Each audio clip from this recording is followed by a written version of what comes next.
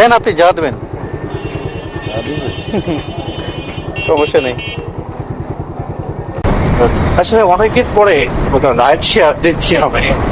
Ride share আর আগের মতো দেই না, তো একটু ভদ্র মানে আমার স্যারই হবে।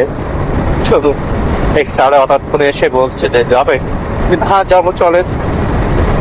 তো উনি আমাকে আর ভাড়ার তো রিকোয়েস্ট করেনি, আমি আর ভাড়ার রিকোয়েস্ট করি না দিলে ওনাকে লিভ দেবো।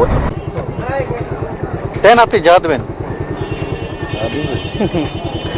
সমস্যা নেই।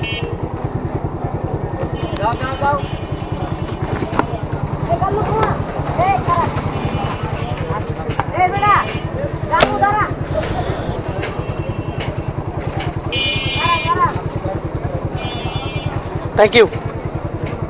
আসলে আমি ভদ্রলোকের সাথে আমি ভাড়া নিয়ে কোনো কথাই বলিনি। উনি আমাকে ডাইরেক্ট এসে বললো যে আপনি যাবেন, হ্যাঁ আমি যাবো চলেন। বাট চলে আসলাম ভাড়া ছাড়াই, তো আলহামদুলিল্লাহ উনি আমাকে ভাড়ার থেকেও 2 গুণ পরিমাণ বেশি দিচ্ছে।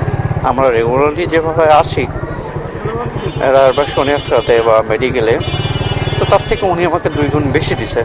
তো আসলে এই জন্যই বলি কিছু কিছু রাইডারকে মাথায় রাখা উচিত যে আসলে পোশাক এবং অ্যাটিটিউড দেখে বোঝা যায় যে উনি কেমন।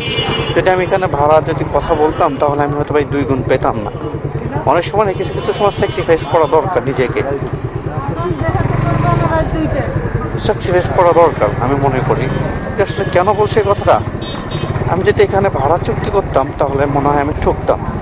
আমার কাছে কেমন জানি মনে হচ্ছে আমি ভাড়া চুক্তি না করলে আমার কাছে ভালো হবে বা ভালো পাবো। আমি ভিডিওতে শুরুতেই বলছি যে উনি যদি আমাকে ভাড়া নাও দেয় আমি তারপর ওনাকে আমি লিভ দেবো, কিন্তু উনি আমাকে এসেই বলছে যে কত দেবো। আমি বলছি যে সমস্যা নেই, আপনার যা মন চায় আপনি আমাকে তাই দিতে পারেন, সমস্যা নেই।